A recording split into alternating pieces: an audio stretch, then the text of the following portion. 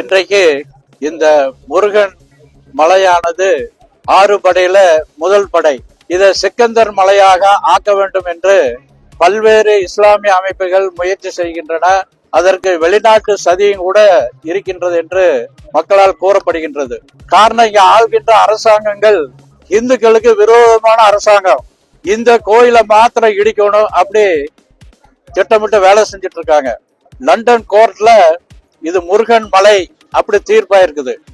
மேல பல ஆண்டுகளாக தீபம் ஏற்றப்பட்டு கிட்டத்தட்ட 30 ஆண்டுகளாக தீபம் ஏற்றப்படாமல் இருக்கின்றது. நம்முடைய ஹைகோர்ட் ஆனது மேல தீபம் ஏற்ற வேண்டும் என்று உத்தரவு பிறப்பிக்கின்றது.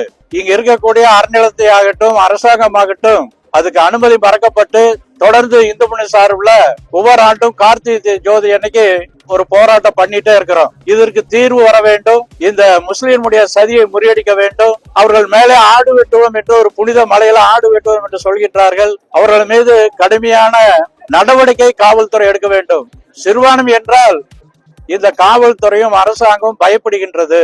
நாம மேல போக முடியறதில்ல தீபம் ஏத்தருக்கு. அவங்க ஆடு வெட்டுக்கு போவதற்காக அனுமதி கொடுக்கறன்னு சொல்லி இன்னைக்கு அது தடுத்து நிறுத்தப்பட்டு இருக்கின்றது. இது ஒரு புனிதமான மலை.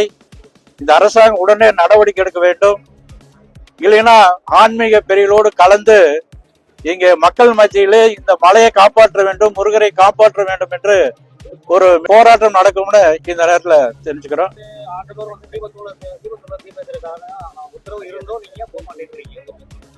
இல்ல, அப்படி தீபம் ஏற்ற போனதுனால வழக்கு செய்யப்பட்டு கைது செஞ்சிருக்காங்க.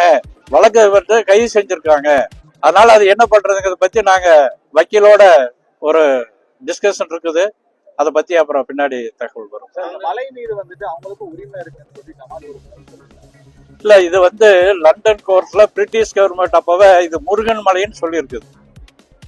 எப்படி அவங்க சொல்றாங்க சிக்கந்தர்வுக்கும் இதுக்கு என்ன இருக்குன்னு தெரிய மாட்டேங்குது. இப்படி பல்வேறு இடங்கள் இது மாதிரி பிரச்சனை பண்றாங்க.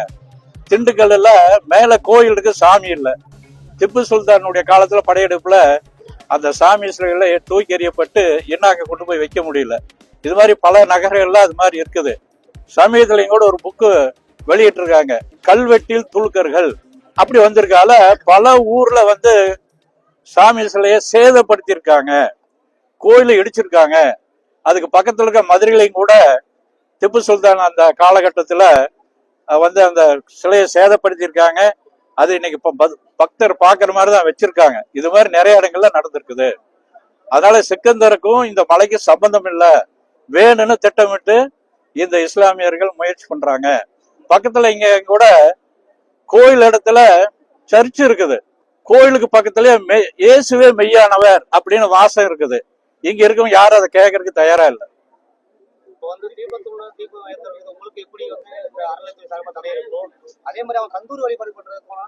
கந்தூரி வழிபாடு எங்க வேணாலும் பண்ணிட்டு, இது முருகன் மலை, இங்க வரக்கூடாதுங்கிறத நம்முடைய கேள்வி. இது விவகாரம் அதான் இப்ப இந்த அரசாங்கம் இன்னைக்கு என்ன நடவடிக்கை எடுக்குதுன்னு நம்ம கேட்டுட்டு இருக்கோம். நடவடிக்கை எடுக்கிறன்னு சொல்லி இருக்காங்க. இல்லைன்னா ஒரு 10 நாள் 20 நாளுக்குள்ள பெரியவங்களோட ஆன்மீக மடாதிபதிகள் பெரியவங்களா சந்திச்சு இது மிகப்பெரிய போராட்டம் நடக்கும். என்ன, நமக்கு உதாரணம் சென்னிமலை கிறிஸ்தவ மலையா மாத்தணும்னு சொல்லியிருந்தாங்க. அங்க உடனே மக்கள்லாம் வெகுண்டி எழுந்து லட்சக்கணக்கான பேர் அங்க ஒன்னா சேர்ந்தாங்க. அதுக்கு பிறகு அவர் கைது செய்யப்பட்டார். அதனால இங்கேயும் கூட அதுக்கான வாய்ப்பை ஏற்படுத்த வேண்டாம் என்று அரசாங்கத்தை கேட்டுக்கொள்கின்றோம்.